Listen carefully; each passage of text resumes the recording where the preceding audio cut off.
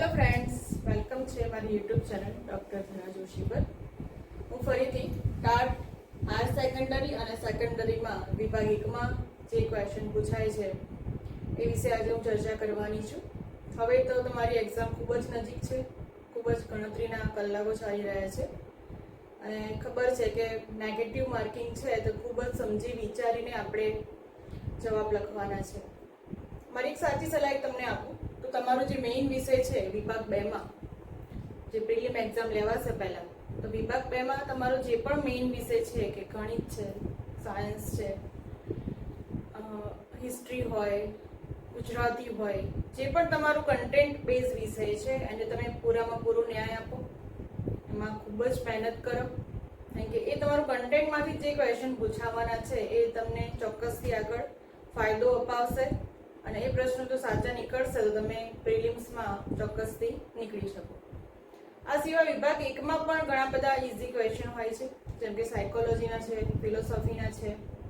આ સિવાય આંકડાશાસ્ત્રના પણ પ્રશ્નો પૂછાય છે. દર વખતના આગળના તમે પેપર જોશો તો આંકડાશાસ્ત્રના પ્રશ્નો પૂછાતા હોય છે. એમાં સૈદ્ધાંતિક પ્રશ્નો પણ હોય છે અને આવી રીતે કદાચ કોઈ સૂત્ર આધારિત ક્વેશ્ચન પણ હોય છે અને નાના નાના સૂત્ર દ્વારા કોઈ ગણતરી કરી શકાય એવા પણ પ્રશ્નો હોઈ શકે છે. આજે તો હું લઈને આવી છું ટાટ હાયર સેકન્ડરીમાં એક પ્રશ્ન પૂછાઈ ગયો છે. મારો વિડીયો એન્ડ સુધી જોજો તો આગળ આના રિલેટેડ કેવા પ્રશ્નો પૂછાઈ શકે એના વિશે હું ચર્ચા કરીશ. હાલ તો હું જે અગાઉ પૂછાઈ ગયો છે એ આપણે જોઈએ. z બરાબર 3m - 2x બાર.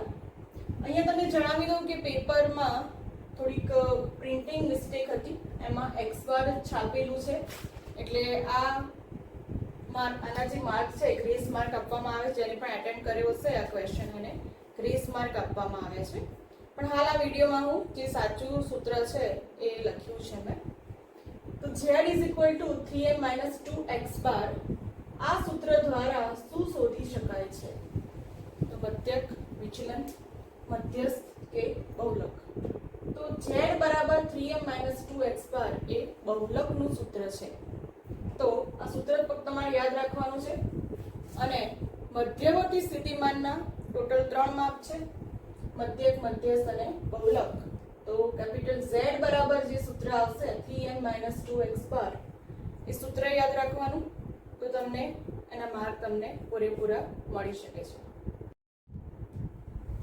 આપણે આ ક્વેશ્ચન જોયો ટાટ HS 2023માં આ પૂછાઈ ગયો હતો. એવી રીતે આવો ક્વેશ્ચન પણ પૂછાઈ શકે છે કે મધ્યકનું સૂત્ર આપ્યું હોય અને પૂછાય કે ભાઈ આ કયા શેનું સૂત્ર છે. તો આ મધ્યકનું સૂત્ર છે x બાર બરાબર સિગ્મા x ભાગ્યા n. અહીંયા જે પ્રાપ્તાંકો આપ્યા હોય એનો સરવાળો, સિગ્મા ની સરવાળો નિશાની છે, ભાગ્યા n એટલે કે કુલ પ્રાપ્તાંકની સંખ્યા. એવી જ રીતે મધ્યસ્થ છે, મધ્યસ્થમાં કેપિટલ M બરાબર n+1 ભાગ્યા 2 મું પદ. n એટલે ટોટલ જે પ્રાપ્તાંક આપ્યા હોય એ. તો આ રીતે મધ્યક અને મધ્યસ્થ પણ ક્વેશ્ચનમાં પૂછાઈ શકે છે. તો નાના નાના સૂત્રો છે કે સૂત્રો તમે યાદ રાખો તો આનો જવાબ તમને સાચું મળી જાય અને એના માર્ક્સ તમને મળી જાય છે.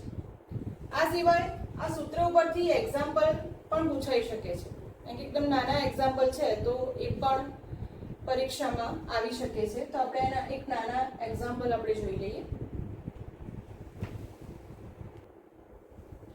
મધ્યકનો એક નાનો દાખલો છે. 10 વિદ્યાર્થીઓએ અંગ્રેજી વિષયમાં મેળવેલ પ્રાપ્તાંકોની સરાસરી શોધો.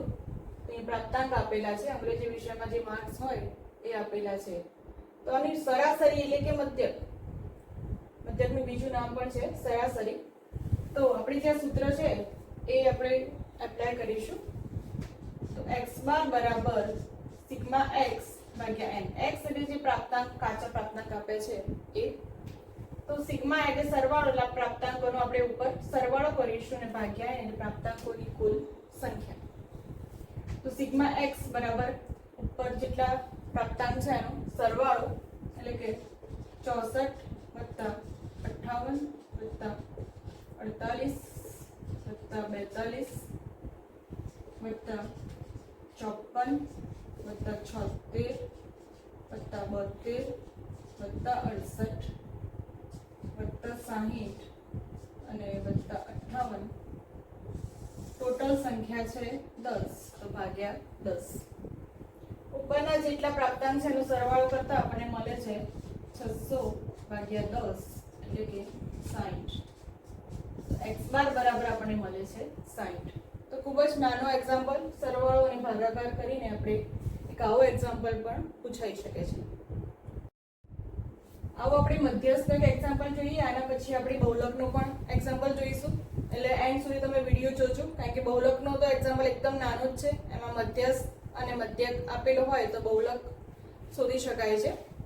તો એન્ડ સુધી જોશો તો બધા એક્ઝામ્પલની તમને ખ્યાલ આવશે. આ સિવાય જો કોઈ ચેનલ પર નવા હોય તો ચેનલ સબસ્ક્રાઇબ કરો, જેથી બીજા ટાટના વિડીયો તમે જોઈ શકો. તો મધ્યસ્થ શોધવા માટે આપણે આ સૂત્રનો ઉપયોગ કરીશું, m બરાબર n+1/2 નું પદ. હવે અહીંયા પ્રાપ્તાંકોને પહેલા આપણે ચડતા કાં તો ઉતરતા ક્રમમાં ગોઠવીશું. ચડતો ક્રમ એટલે કે નાનાથી લઈને મોટા આંકડા આપણે ગોઠવવાના. ચડતા ક્રમમાં ગોઠવતા આપણને સૌથી પહેલા એક નાનો છે 21, એના પછી છે 24, 27, 28, 29, 30, 31, 32, 34, 36 અને 38. કેપિટલ M બરાબર મધ્યસ્થ માટે વપરાય છે કેપિટલ M. મધ્યક શોધવો હોય તો કેપિટલ X બાર અને બહુલક માટે કેપિટલ Z. આટલા જે એના સિમ્બોલ છે યાદ રાખવાના. તો m બરાબર n+1/2 નું પદ. n કેટલા છે 11 + 1 ભાગ્યા 2 નું પદ. 11 ભાગ્યા 1 એટલે 11 + 1 એટલે 12 ભાગ્યા 2 એટલે 6 મું પદ. અહીંયા 6 એ જવાબ નથી, પણ આપણે જે 6 નંબર ઉપરનો જે પ્રાપ્તાંક છે આપણે જોવાનો છે. તો 1 2 3 4 5 અને 6, તો 30 નંબરનો પ્રાપ્તાંક એ આપણો મધ્યસ્થ બનશે. તો મધ્યસ્થ તો એકદમ ઈઝી શોધવાનું છે. સરવાળો અને ભાગાકાર અને ચડતા ક્રમમાં ગોઠવતા આપણને મધ્યસ્થ મળી જાય છે. એવો બહુલક માટેનો એક્ઝામ્પલ છે. મધ્યસ્થ આપે છે, x બાર આપે છે, z શોધવાનું છે. તો z બરાબર 3m - 2x બાર. આ સૂત્ર યાદ રાખવાનું. તો આ માર્ક પાક્કા જ છે તમારા. તો m આપ્યો છે 30, તો 3 × 30 - 2 × 20, 90 - 40 બરાબર 50. તો કેપિટલ Z બરાબર આપણને મળી જાય છે 50. તો આવા નાના એક્ઝામ્પલ પૂછાઈ શકે છે. એક પરથી બીજું તમે અંદાજ લગાવી શકો જૂના પેપરો ઉપરથી કે આવા એક્ઝામ્પલ આંકડાશાસ્ત્રમાં તો પ્રશ્નો આવા પૂછાઈ શકે છે. તો આશા છે કે આ વિડીયો તમને ચોક્કસથી કામમાં આવશે એક્ઝામમાં. તો મળીએ નેક્સ્ટ વિડીયોમાં. ત્યાં સુધી જય હિન્દ, વંદે માતરમ.